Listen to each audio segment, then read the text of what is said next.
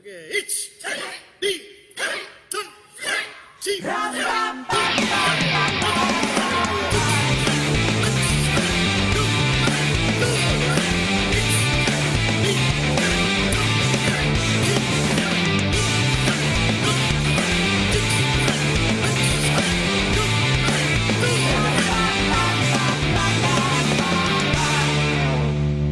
Anyway, people who are listening, all our fans, one of yous are on here. One of the fans is on today, Ruth. Yep, there's one of your own chatting to us. Our other fan.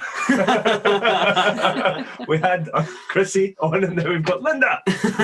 Hey! How you get on, Lynda? You all right? I'm good. How are you?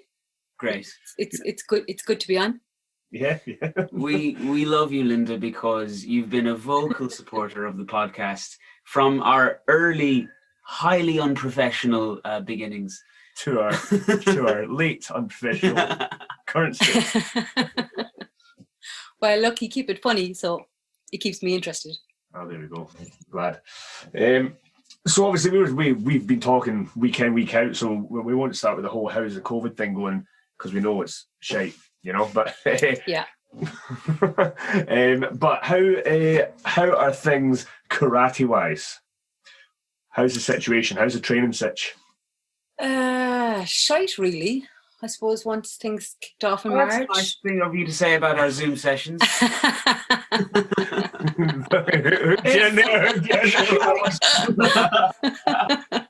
Okay, reel me in from first question.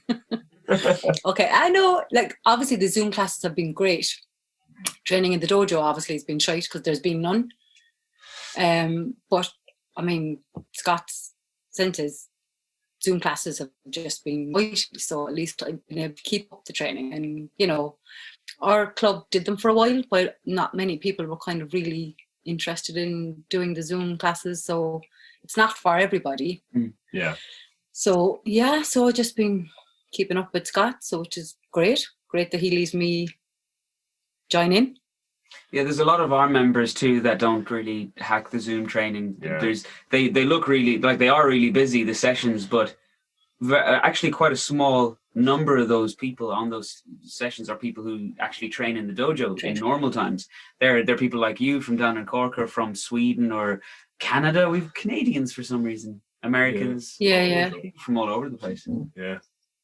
It's great to because it's great to get that. Like, I would never train with Scott Sente on a regular basis midweek. So, like, it's great to get that in. Yeah. Nice. Do you feel you've managed to do it without feeling awkward about it? I think I spent the 3/4 of the first lockdown with no camera on. Yeah. Why no camera for the why no camera for the start, and what made you change your mind? I just felt very self-conscious. I was like, you know, because you're now on screen. Scott Sensei goes to the computer or the telly or the phone, and he's, you know, at least when you're in a class, you can kind of hide amongst people, and you can kind of, you know, when you're on your own in your kitchen, it's a bit. So I think it's more bit daunting. Yeah, definitely. That's interesting. Because I guess not really being on the other side of that, when you're teaching and you're looking at the screen, there's 20 people on there, so you do get lost amongst the screens. You know, it's not like you're on the big TV. Just you but you feel that. It must feel that way sometimes. Yeah. Yeah, and I think it was Tommy eventually. I think said to me, "Would you ever just turn your screen on?" You're probably like, I think it got down to the stage where I was the only one with no camera on. And he was like, "It looks bad, Lynda. Just turn on your screen." Now, was it just shyness, or was it anything to do with the fact that you come from a different organization? A bit of both. Really? It was definitely shyness, yeah. Because it was you and Christian joining the sessions earlier on, and both of you kept your camera off, and we were calling you the two spies, two little spies from down in Cork. Yeah. Yeah, I think it was a bit of both. I think it was just grateful the fact that I was allowed to join the session and, you know, enjoy it, and just shyness really, and you know, just to And I think every so often Scott Sensei would shout, "Turn your cameras on." And I would just hope and pray he wouldn't call me out on my own. Yeah. I But I think once I turned it on, the first one, it was fine after that. Yeah. Just making that initial camera on. Mm-hmm. Realizing that you're just being silly about it. Yeah. And now I don't know why. Karate too. So what do you think, like, what's the, so obviously we say a benefit of Zoom, like the biggest benefit is we get access to people that we normally wouldn't get access to. Like I said, people from all these countries, especially people in the HDKI from different countries who would normally train. Every morning, Vince from Mauritius comes on and trains with us in the morning. And normally we wouldn't even know what he looks like if we didn't have this going on now. What's the biggest benefit for you in your training with Zoom and the biggest drawback? Biggest benefit, I suppose because it's open. Like, one, I suppose I wouldn't see Scott on a regular basis anymore for obvious reasons. And two, like, I've never trained with Guy before. Mm-hmm. Like, that was a great class. And like, I don't know, like, if I know Guy was over before, but I never went to see him and I never knew anything really about him, or, you know, but definitely the next time he's over, I would 100% be going to that course. Yeah. He's teaching on Zoom tomorrow, you know? Trimble. Yeah, looking forward to it.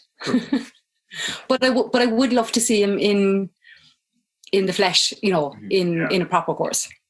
And Aidan Trimble I haven't trained with, I'd say probably about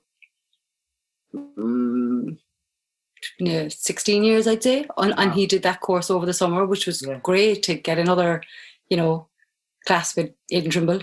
Yeah. And I suppose the drawbacks are not having that whole, you know, you're in your kitchen on your own. So it's a bit, you know. Not getting a sense of community or anything like that. Yeah. It is nice to go to the dojo. It is nice to, you know, spar with people and, you know, just have that company when you train, you know, and that kind of whole togetherness which you'd miss on your own in your kitchen. Mm-hmm. Yeah.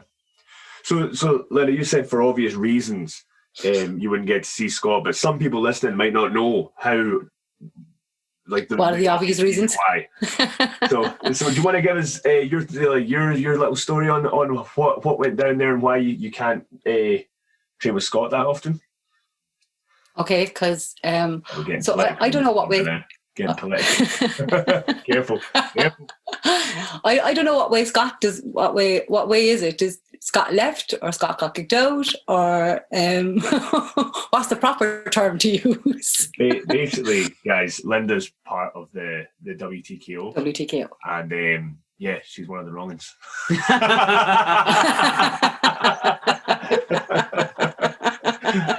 I kid, obviously. I've got lots of friends from WTKO. Obviously I'm still with the WTKO. But, I mean, to me, politics in karate is shite.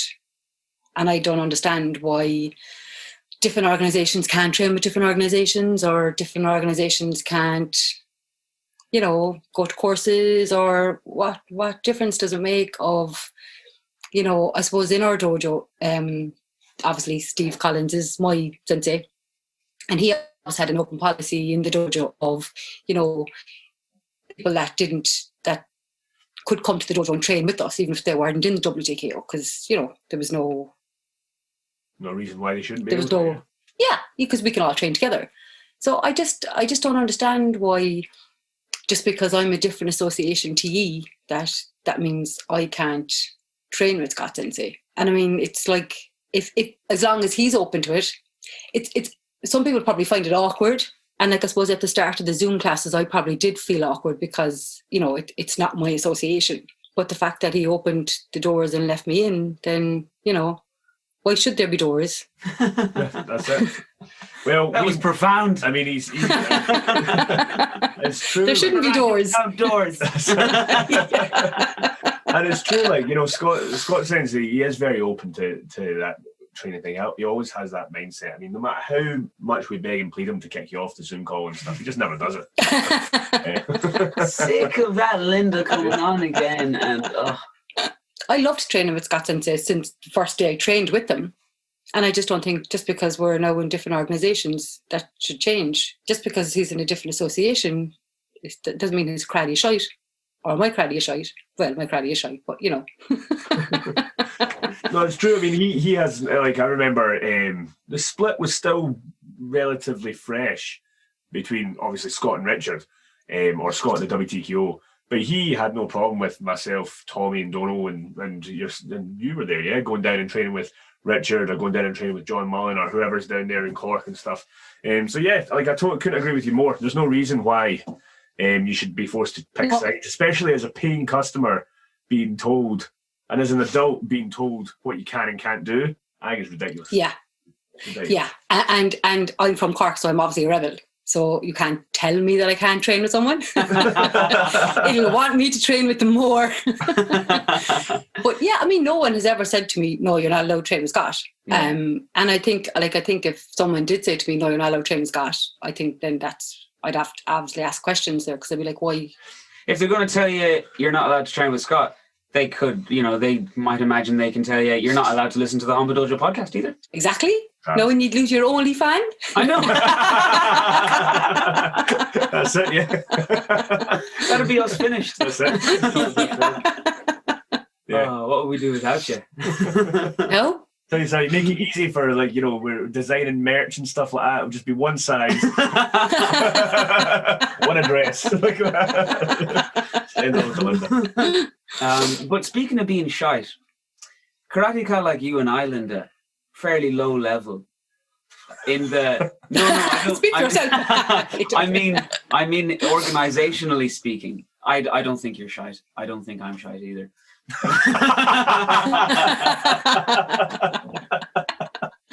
We're both. Will you stop my next grading book, so? I've never. Well, I've had a very slight brush with karate politics. Have you ever become embroiled or anything, or felt kind of caught in a net, or kind of maybe you should go here or shouldn't go there, or have you ever felt that? No, not really. Like, I hate karate politics because I think it's complete bullshit.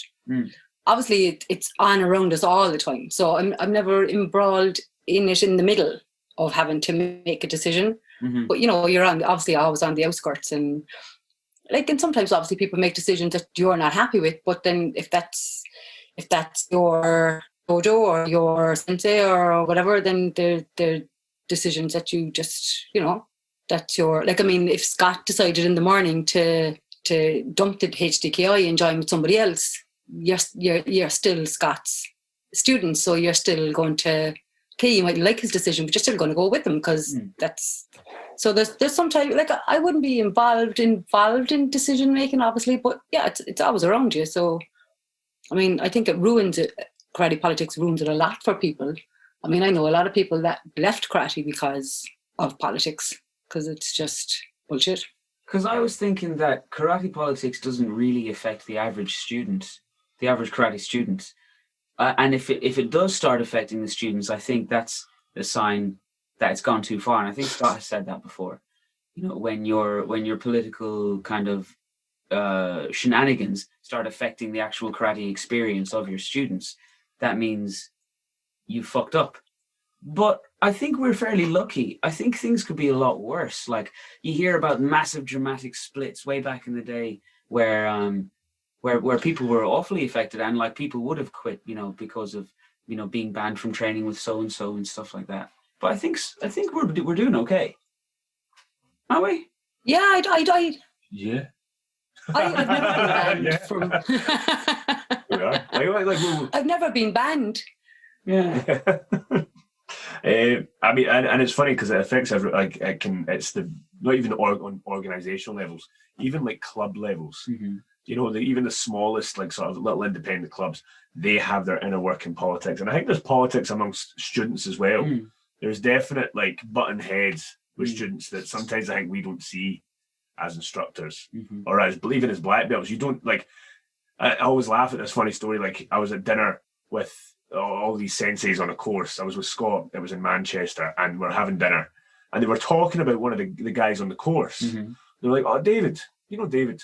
It's like, no, it's like, oh, he's we described him, he's like, he's got the beard, he's got the hair, he's got, he was partnered up with so and so today. No. Yeah, he's a second Dan, I think. Oh yeah. And like, if you ever have these conversations with like a Q grade, they never know who they are. They never ever like no idea who you're talking about. And I think it's really funny because I think there's politics that happen in this dojo amongst the brown belt and below people that we just have no idea what's going on. No. For sure. Do you think so? For sure. I don't know, like someone like, and it's not until they become black belts and start hanging about with the inner circle that you go, oh really, you two don't like each other? Oh, I didn't know that. I can't imagine. I cannot imagine because they've got no black belts, so what have they got to be insecure about? Or everything. Really? And they're not the black belt yet. I think just the fact they're in karate, is it? So I can't remember what it's like to be a lowly Q grade. I do remember going up through the grades, and I do remember senseis coming over, and like you weren't allowed to talk to them because you weren't a black belt. So I was like, what the fuck? Like, he's still a human being when he comes off the floor. Why can't I not talk to him or go for dinner? Or I never spoke to Aidan Trimble off the floor. I never spoke to Asano. You just bowed us on the floor. They were taken away afterwards for dinner, and that was it. Well, yeah, no, but I think even Q grades here don't think they can talk to Scott. I'm probably blown away by how scared everyone is. Yeah, I was like, you end up being the go-between. Yeah, all the time, and it's true. Like I remember, like again, I was a kid when I was going up through the grades, but I remember grown men and women being too scared to ask a question on a course or to say hello before the start of a course and stuff. And I was like, this is like, and looking back, it's like so weird. There's that famous story with Andy Sherry got up to go and use the bathroom, and somebody else was going up to use the toilet, and then it was like, "Oh no, you can't. Sense he's going to the toilet now. You stay here." Like what? Can you imagine? But I even remember meeting Scott Sensei first, and it was like, no one said obviously you can't talk to him because I'm now an adult. But I grew up with that whole thing of he's here to do a course, he's the sensei, you don't speak. And Scott spoke to me after the course, and I was like, oh my God, he's actually talking to me. Like, how do I respond to him? Just us. Like a normal human being. Yeah, so of course, he's very friendly when you do talk to him, unless you're a Q grade, actually. I remember the first time I met him, and he didn't know who I was. I was a black belt, and I went up to him, and Scott says, it's very nice to meet you, and he was like, that's very nice to meet you, man. I'm like, go away. Like, almost like, like why are you talking to me? Like, do you know who I am? Yeah, funny. Very funny. That's class. We were talking about coming up with grades. So when did you actually start training, Lynda? I started training in January of '94, and I always wanted to start earlier. Only that I was really shy growing up. You'd never think it now, would you? No, absolutely not. So none of my friends liked karate, or it was actually I was a massive Bruce Lee fan. So I just wanted to do martial arts. It didn't matter if it was kung fu or karate but the only clubs around me would have been like karate clubs or taekwondo clubs, but none of my friends wanted to join. So I went to check them all out, but didn't have the balls to go in and go, can I join? But then my aunt took my cousin, because he was being bullied in school, so she took him to a karate club just to give him a bit of confidence. And then she was sitting watching him and his sister do it, and she was like, there's a lot of adults, why can't I do it? So she did it, and I was like, oh, cool, I have a buddy to go to. So I went with her, and that was it. But I knew it was something I'd love before I even did it. Yeah. So I kind of started late. Like I would have been like 19, whether people started at like, 6 and 7. And I did. I loved it the second I started. And that was it. Which club was that, and who was your instructor? I started in a club, I suppose, the Arcadia in Cork. Mm-hmm. There would have been famous competitions and stuff held on there. I was never at them because it was before my time. And I was in a club, there was 6 black belts there, and they used to bring in Aidan Trimble twice a year. Wow. So we could only grade twice a year. once in the summertime and once in the wintertime. If you were on your holidays, then you only graded once a year if you missed a grading. So yeah, I graded with in Trimble up to purple belt, and then 2 of the black belts decided they were going to open their own club. So they left, started their own club, and then we joined FSKA, Funakashi. Oh. So we were with him for I got 3 brown belts with him, and then we left and went to Asano, and each one was the split was because of politics. Mm-hmm. Yeah. Every time the split, it was because of politics, shite politics. I mean, we were supposed to grade with our showdowns with Funakashi. I think like it felt like a week before the grading, but it was probably like 5-6 weeks. But we were close to the grading. The date was set. We were going to go, and then politics hit, and we were told, "Yeah, no, we're leaving. We're now going somewhere else." Timing. Yeah, so we went to Asano, and I was kind of lucky afterwards. I'd prefer to have gotten my black belt from Asano rather than Funakashi. Who's Asano? Remind me. He's a sensei. From. All right, I've never trained him. Okay. Don't know the story. Okay. Don't know him. Never mind then. Yeah, me neither. No. Yeah, and who were those 2 black belts? Were they Steve and Keith, or No, Dave Donovan and Mick. He doesn't do it anymore, but yeah, Dave still does it. Dave is big with the JK. I think he's 7th dan or something now, or 6th dan. So Dave stayed with it. Okay. And then when we joined the crowd with Asano, that's when I met my husband. He had his own club. So I got my showdown and left my club and joined his club, which was probably a bit of a mistake, I think, because I ended up teaching kids or training with kids, which I hated. And that's how where I lost my love. No. You're talking about our job, but okay. Hats off to you lads, because it wasn't for me. It actually turned me against it. It's the hardest job known to man. Someone's got to do it. But, not all. Someone's got to do it, but it's hard. Envy those coal miners with the black lung sometimes, Yeah. Every time we tie on that belt, once more into the breach. But I did lose my love of it because I spent no time doing my own training. Mm-hmm. I was either in the club, because it was all kids. So I was either in the club training with kids, not doing much myself, or teaching kids. And I just kind of went, yeah, no, this is not for me. Just fell out of love with it. So to get out of it, I got pregnant. Yes, don't have to teach anymore. That's one of the better reasons I've heard. Yeah, so then also we moved to the country, so I had a big long commute, working full-time, long commute, just didn't have the time anymore for karate, so I left it.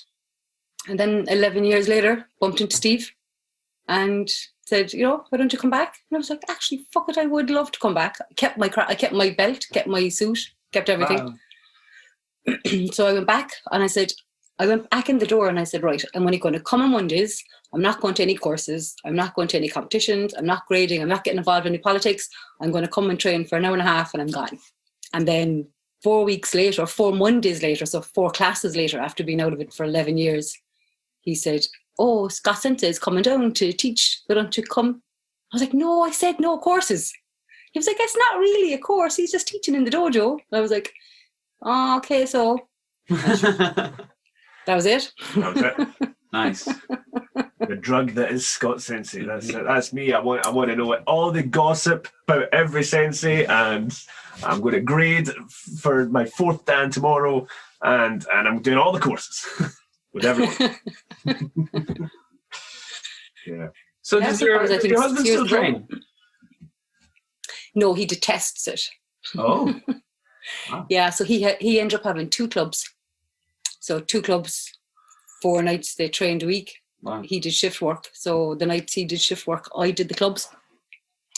And then I think, so after I left, he kept it up for about 2 years, but doing shift work, commuting and trying to run 2 clubs just became impossible, really. Mm-hmm. So he gave it up. He threw his belt and his suit in the bin. I kept mine. Yeah. I can't believe that. Wow. That's not just good. gave up karate. Yeah. I don't know. And he was actually really good. Huh? Yeah, he was actually really good. Like, Oh, I mean, good. you know, yeah, it was wasted talent, but no. I can't believe that, giving up karate. I've never thought you could do that. Nobody told me. I've been suffering my whole life. What do you mean, give up karate? I know that was an option. Makes sense. Yeah, and he absolutely detests it. Wow. Yeah, just not far. But I think he was doing it since he was like 9 or something. So just, and I think he spent probably, you know, like he had a club when I met him. He had a club since he was 16. So I think like he just spent a lot of time teaching kids that probably just drove him mental. I've heard of people losing the joy for karate from just teaching kids all the time. Luckily, we have the benefit of like part of our job is also training. So we're not just doing Heian Shodan for all, like we are teaching Heian Shodan all the time, but we also get to train. We're also stimulated in other ways. I was swearing to my breath on Monday. On Monday when Scott started teaching like Heian Shodan to finish off the class, I was like, "You've what are you complaining about?" It's like, "Well, I've just done this for like 2 hours, innit?" Okay, turn left, prepare, and get on the right. Change legs, change legs, change legs, change legs. Is that squirrel your karate teacher? No, pay attention to me.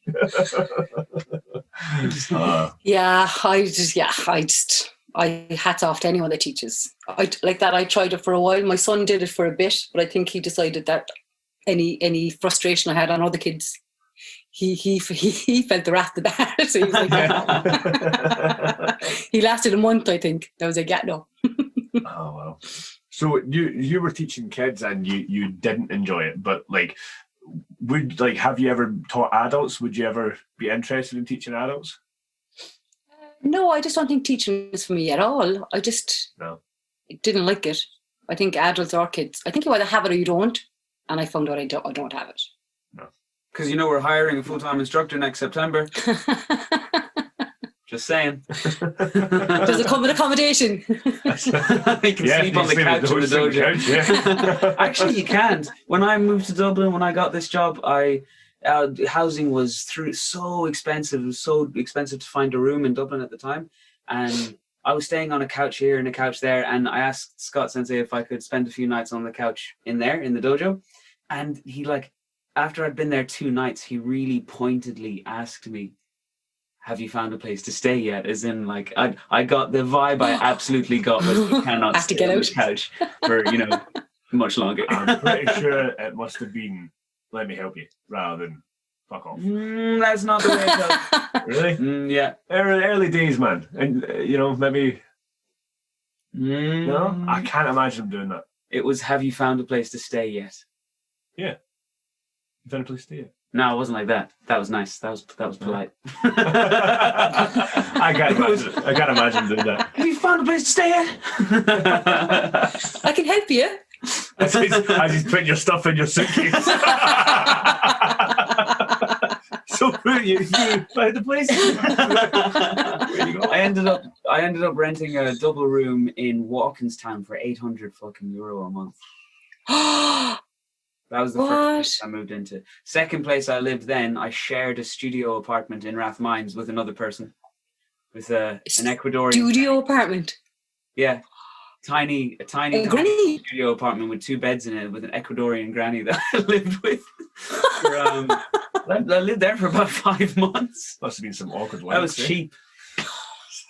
That was awkward conversation. By the microphone, Ross. It was getting deleted. Lynda, you didn't hear that, did you? No, I didn't.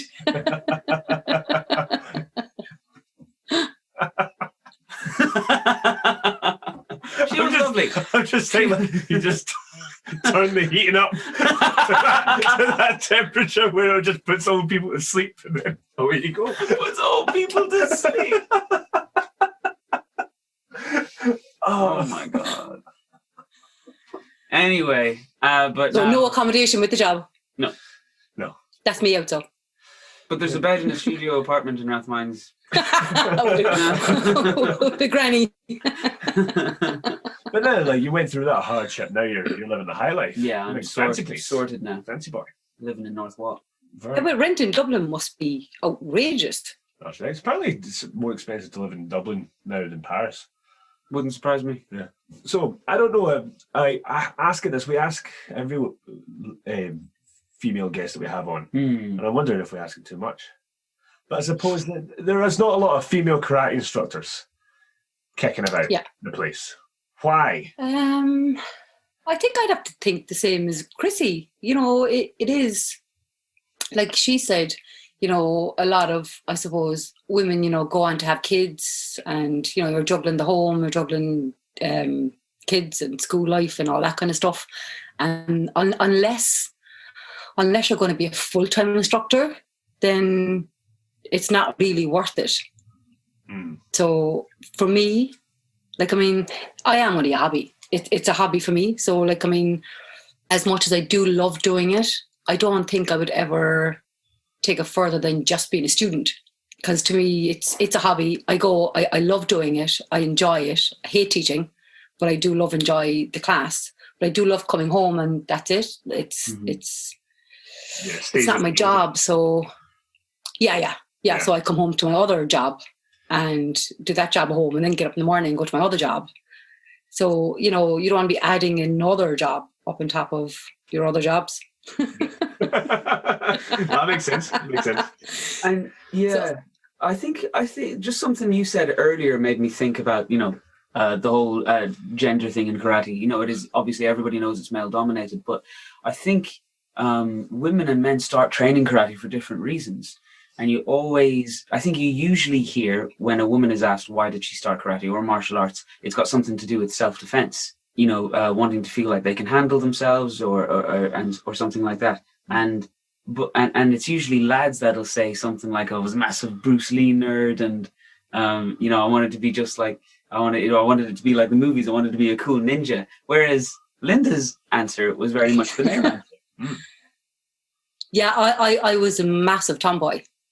Right. So whatever the lads were doing, I was doing. I never did girly things. So if the lads were doing martial arts, then that's what I wanted to do. There you go. Cool. Nice. So yeah, I didn't join for self-defense. Karate doesn't work for self-defense anyway. It's just as well. Yeah. Yeah, because it's weird, because that's the first thing that when people find out that, you know, that don't know me and they find out I do karate, the first thing is usually a man would say, so could you kick the shit out of me? I'm like, probably not. You're twice my size, twice my weight. Probably not. Yeah, I always think absolutely. Absolutely. I batter everyone. I'm literally the toughest guy in this room.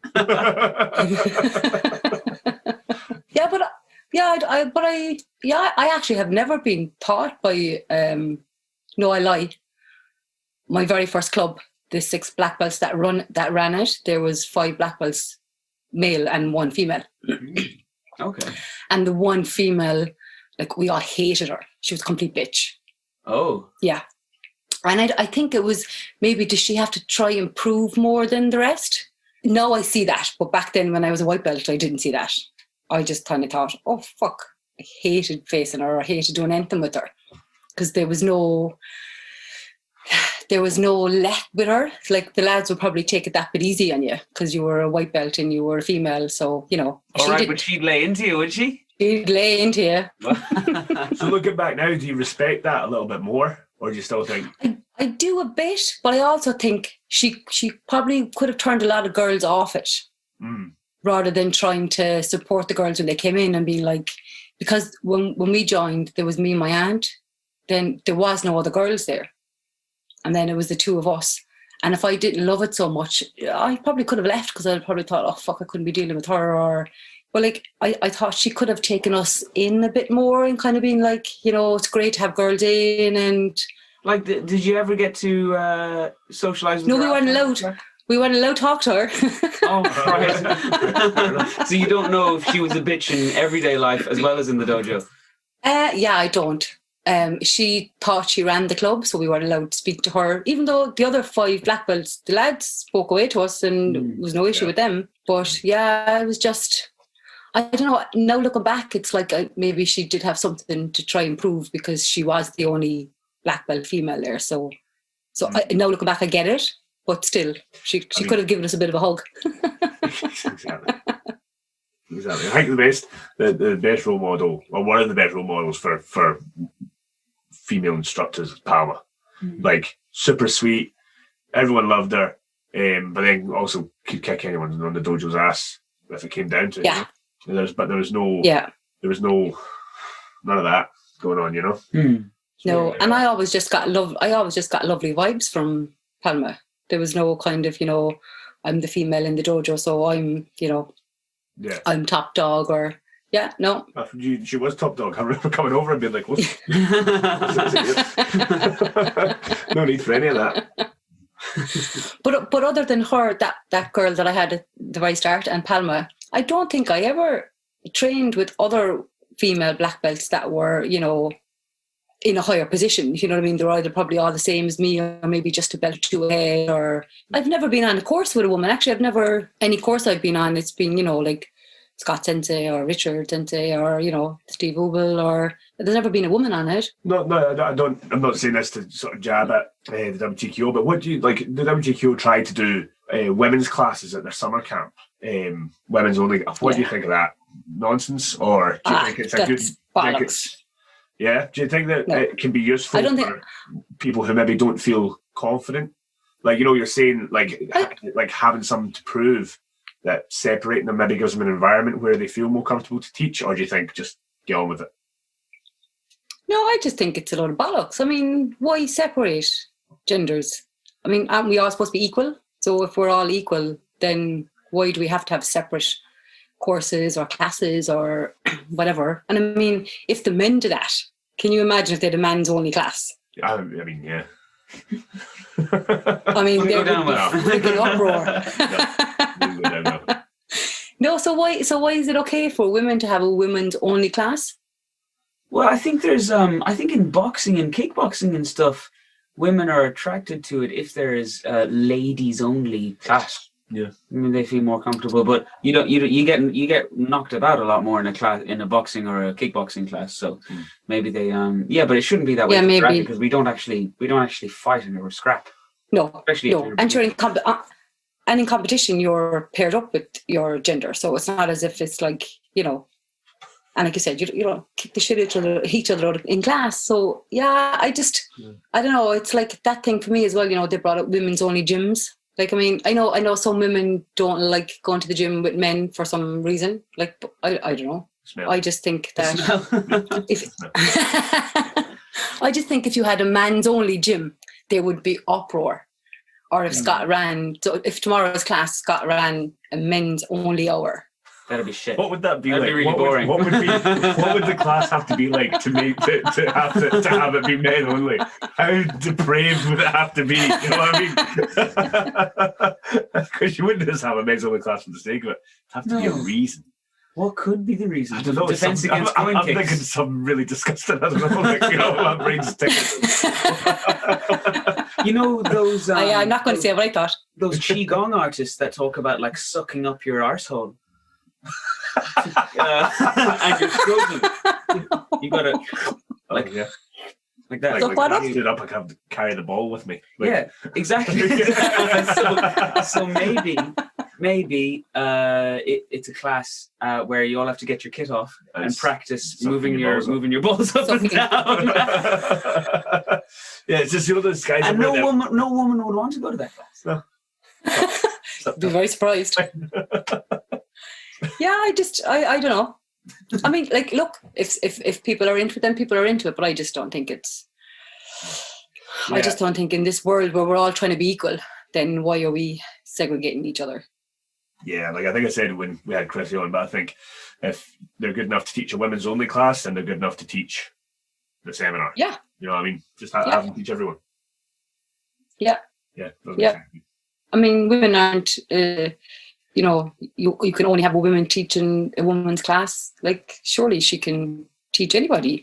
Yeah, like Chrissy. At the end of the day, it's still karate. Yeah, like Chrissy Sensei said, she's been offered to teach a female class or a woman's self-defense class, and she's turned it down.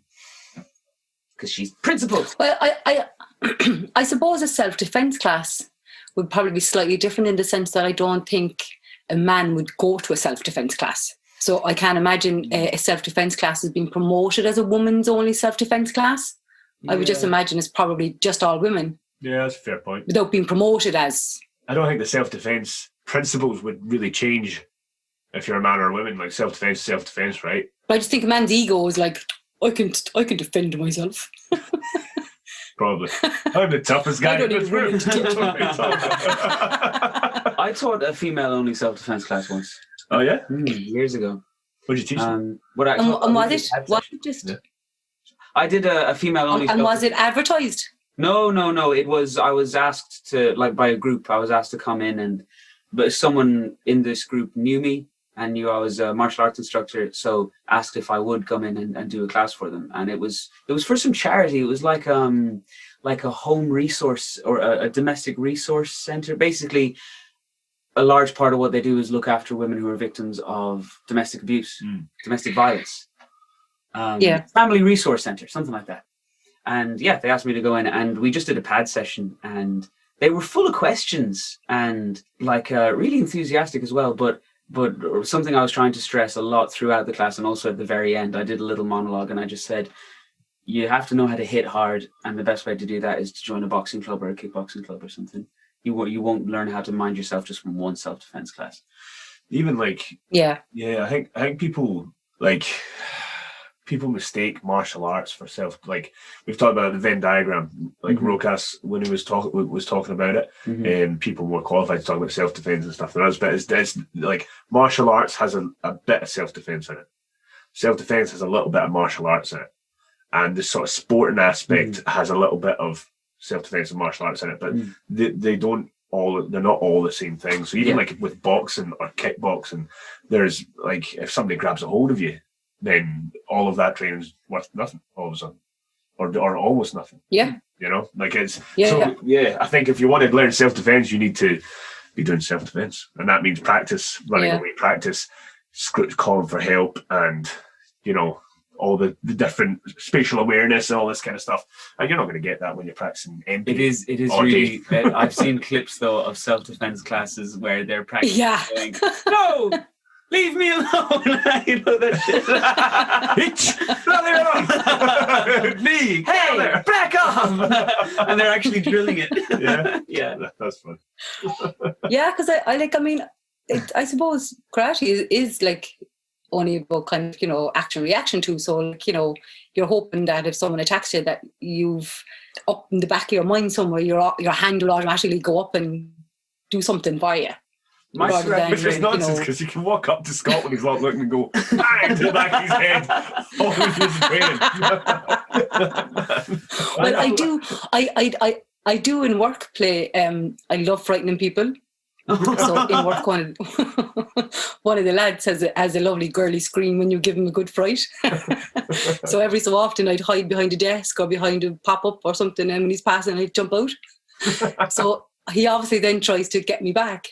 So he does catch me, and to be fair, my first reaction when he scares me is to go, you know, hands up and scream. But he is waiting for one of these days where, you know, the punch comes or the kick comes, but you know, it hasn't come yet. What he does is do it at the time when you see him, and he's not going to give you a fright. Be like, bang! Stick one into like. Be ready. Yeah. So Scott was telling a story where Scott went to pick up Rick Houghton. You know, Rick Houghton, you know, the antenna, looked at an infinite point, mindfulness and surrounding Scott went up and so the first thing Rick done was like, you know, these guys have trained for years, man. We all turned into that. Yeah. Yeah. If ever I get attacked, my karate training will definitely come into play, because it'll just be the fucking rage and frustration that I feel every day. Let it loose. Fucking barbarian. Did you not use some Ki Jitsu once? Yeah, I did. I defended myself with my With your Ki? Yeah. Powerful Kiai. Guy was trying to mug me and take my phone. I told him, I shouted very loudly and told him to fuck off, and he went like, "Oh Jesus!" and he went away. Did he say, "Oh Jesus"? No, he didn't say, "Oh Jesus." He flinched. He flinched and didn't run away. Right. He backed off and walked away. Yeah, he wasn't expecting. I do remember when I kind of was probably not long in karate, maybe a yellow belt or green belt or something. And I remember asking my sensei at the time, Dave, you know, he had like great kicks. He could kick fucking anything to the head. And I always kind of thought, geez, like, you know, if you, did you ever get into a fight? And he was like, no. And I was like, but what would you do if you did? Like, you know, when you're a acquisitive yellow belt, because you want to know what would you do? And he was like, I'd use my legs. So I was like, oh, great. What would you do? My washigiri? Or would you do kikomi? Or he was like, no, I'd run. I was like, good. oh, okay. Yeah. Yeah. Oh, good. You're very good. Yeah. I can imagine you in that That stuck with situation. me. You were like, come on, let's go out tonight and go looking for a fight. I want to see. She knocked someone out when we were down. How to see, does it work? Oh, yeah. She knocked someone out. We were out in Voodoo, and she planted somebody, knocked them out cold, That's what I and heard. then phoned an ambulance for them. that you know, that's just a day's Days work. thing in Cork. This is a day in Cork. There you go. I still can't believe, Roo. I always thought you were from Cork. Everybody did. I lived there for 1 year. That's all. That was a long year. Was it? Yeah, I guess it was actually. Yeah, a lot happened that year. I'd been on tour, and in the meantime, I was on a 9-month tour, and in the meantime, my girlfriend had moved to Cork. So when I came back to Ireland, there was no reason for me to go back to Dublin or Roscommon, so I went down to Cork. Have you got a fail of the week ready? I feel a bit ready. Oh no! I spent all day knowing you were going to ask me this question. Yeah. And I came up with one. Okay, you go first. Yes. Go for it. No. So, ladies and gentlemen, What? it's time for a of the week. Oh God, we nearly skipped the announcement. The intro. You got to do it. All right, Lynda, Yeah. go for it. So I spent all day trying to cope with something. Nothing happened to me all week. And I was trying to think of something karate related that happened to me recently, but we've been in lockdown, so, you know, nothing mad karate wise has happened. And then a light bulb went in my head. So it was kind of not the start of lockdown, because start of lockdown I had my camera off. So it was a bit into the first lockdown, but I turned my camera on. And Scott was doing a class. I think we were doing something like my washigiri to the side, turning, doing shirigiri. Something like that anyway. 2 kicks were involved. Okay. And he was saying, you know, when you do one kick, whip your hip around into the other kick and just go with it. So I was doing it and he was like, no, you need to whip your hip in, you know, whatever. Go with it. If you fall, if you stumble, it'll be fine. So I was okay, I'll whip my hip in. So I did. I kicked and whipped my hip around, kicked the next kick, and my whole leg went from underneath me. And I took a dive across my kitchen floor. So I think I spent a nanosecond in the air, kind of going, shit, and then I was on the floor, and panic just went over me, going, I hope no one saw that. Shit, started to sweat, going, oh, I just get up and pretend nothing happened. And just as I was about to get up, I could hear Scott going, Lynda, where'd you go? Oh no!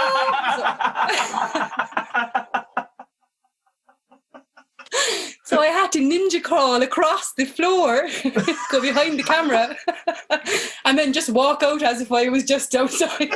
Oh my God, you covered it up.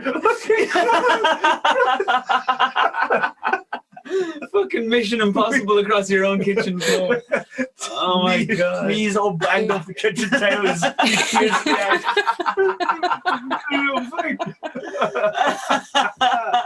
Oh, that's sad. I just popped out as nothing happened, and he said nothing, so I'm assuming he didn't see me fall. I think he just saw an empty camera and was like, what? Where's she gone? That's Yeah. so fucking funny. Would have been funnier for us at the time if you'd seen If I just popped up? or if I just popped up off the floor. Yeah, Okay. so that's my fail. I think I'm going to go next. Is yours a funny one? Okay. Kind of. Mine's not funny. Mine's just sad. Oh, okay. Oh no. I've just decided actually just to use the podcast as my kind of outlet for my Therapy. emotional kind of overflow. It works well. No, not that. But it was training Thursday, and we were doing a line drill. So one person's at the top of the line, everyone's taking turns attacking, and I was having such a shit week anyway, but I was doing really badly. And Scott was trying to give me advice, and he's saying, "Just fucking go in, just do it," just like trying to really trying to encourage me, and he always does, and it never works because I'm such a fucking scaredy cat, especially when Ross is standing there looking at me. Of course, everybody's very nice. Nobody tries to hurt me. Coincidentally, AJ had elbowed me in the face the day before, and that day he fucking like forearmed me right in the teeth. And I think I had post-concussion after that. I got dizzy I was getting dizzy during my classes during that day, yesterday. Yeah. Anyway. Oh yeah, I'm talking about yesterday. So so Scott's like telling me, just go in, and I stopped and I was like, but Sensei, that won't work against Ross, he's too fast. And then Scott was just like, all right then. the two of them stroking at each other, giving it like that. Scott was like, fine then, don't listen to me. And I felt so bad. I felt like he'd given up on me, and that's the last thing you want. Is your sensei to actually give up on you? Obviously he hasn't, and hopefully he never will. But in that moment, I felt like such a little fucking whiny little pussy, and then secondly, to have your sensei just go, well, fuck you then. It's funny because that carried on to breakfast. Like when we had breakfast, and I was like, winding him up, saying that, whatever karate move doesn't work. He was like, oh yeah, fine, because I'm just wrong, Ross. And I was like, oh, he's still a bit, he's a bit salty. He's a wee bit salty still. Jesus. We had a chat about it. It's fine. Yeah. You didn't have a good day yesterday, did you? I had one of the worst days of my life yesterday. Yeah, maybe he just didn't know to. Jesus Christ. Maybe he just didn't know how to deal with a stroppy teenager. Hey, so I never was a stroppy teenager, so I'm entering that phase now. Me and Scott are going to be fighting all the time. I was the same way. I was never argued. Like I had a verbal argument with my parents. Yeah. Ever. So I'm having with Scott now all the time. Both of us are entering. He's got two fucking teenage boys working for him, basically. My fail of the week happened on Wednesday, and it wasn't really it. It was just like I said, some shit ton of events. Like so, it felt like minus $1 million because of the wind on Wednesday. The wind up here on Wednesday was ridiculous, and I was teaching outside in this open field. It's an open field beside the sports stadium that we're normally in, and I've got a group of about 15 kids there training. Some of them like big brown belt girls, some of the best kids I teach, and then the other ones were like little titchy beginners who are just teeny tiny wee babies. And doesn't matter what I was doing, the wee ones were crying because it was so cold, and their parents have left, and I'm stuck with them, and the sun's down and the wind's blowing, and we're in a rough, sketchy part of Dublin, and all the kids are scooting about in their scooters like, oh, look at that karate, shite hole. It was just shite. That's the scene. That's me setting the scene. It's a shit hole and it's freezing. Right? When these wee kids would cry, one of the kids started bawling, like screaming, crying, and go, it's terrible. And I was like, right, everyone just do 100 jumping jacks, come on. And then the other two kids started crying, like, no, I'm not doing it, don't want it. And I was like, oh, come on, guys, this will help you warm up. Like, come on. They're like, it's too cold to move. I was like, and then I started getting pissy with them because I was like, you're acting like idiots. This is going to make you warm. Like, so it's like, listen to what I'm saying. And they're totally like, it's too cool. I was like, Jesus. I was giving them like my jacket and stuff like that. I was like, here you go, kick it. You'll survive. I can imagine a little 5-year-old white belt with a jacket down to his clothes. I was like, like trying to give them jackets and stuff. Then I was like, okay, you three like sit beside each other, like at my bag with like my stuff in there. And then we're there, and there's pit bulls everywhere down there. Don't know why. Everybody's got pit bulls. No muzzle or anything like that, all off the leash. This pit bull that's off the leash comes running into the class. Me and the kids, and it's running about the place, and I'm like, oh Jesus, I'm going to get mauled by this fucking pit bull next. And I'm like trying to like grab it by its collar and move it out the road and stuff.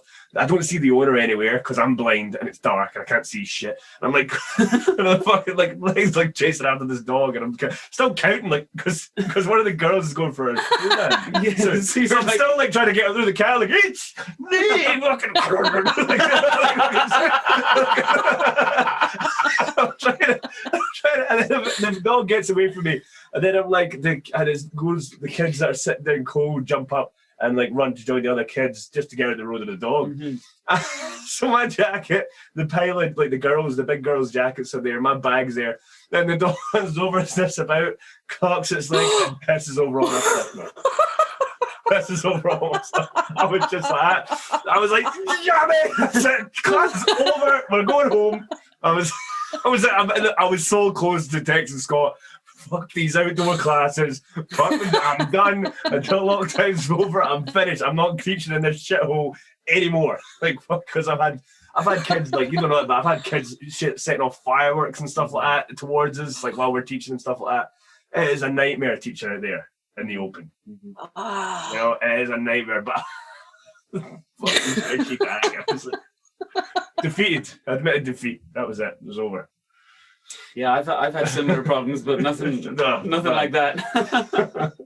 Freezing and tough. Yeah, I can imagine the saucy kids around in their scooters and their bikes. Yeah. Watching you training. Yeah, shouting stuff at the kids and things like that, you know. Yeah.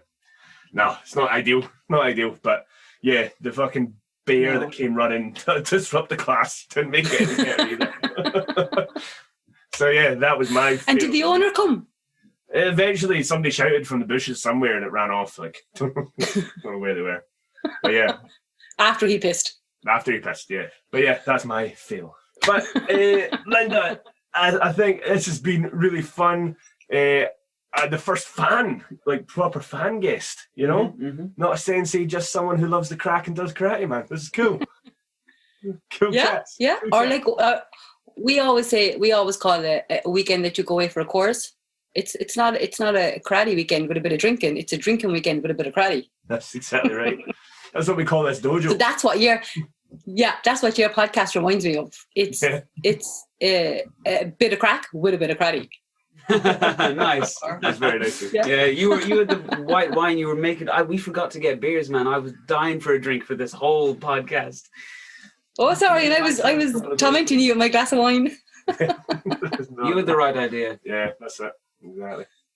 Next time. But he did say one of the provisions is I had to have a drink. That's it, yeah. Because we've never spoken to you without a drink, can you? That's why. True that. Don't worry, changing personality on us, you know? All right. Lynda, thanks so much for talking to us. It's been great fun. No bothers. We'll see you great to be on Zoom tomorrow, yeah? Yeah. Yeah. Looking forward to it. Gee again. Exactly. Yep. Cool. Okay. And I won't be drinking then, so I'll talk to you. Oh, perfect. All right, Lynda. Cheers. Thank you very much. Yeah, bye. Talk to you later, yeah? Bye. Bye. Bye. Bye. It's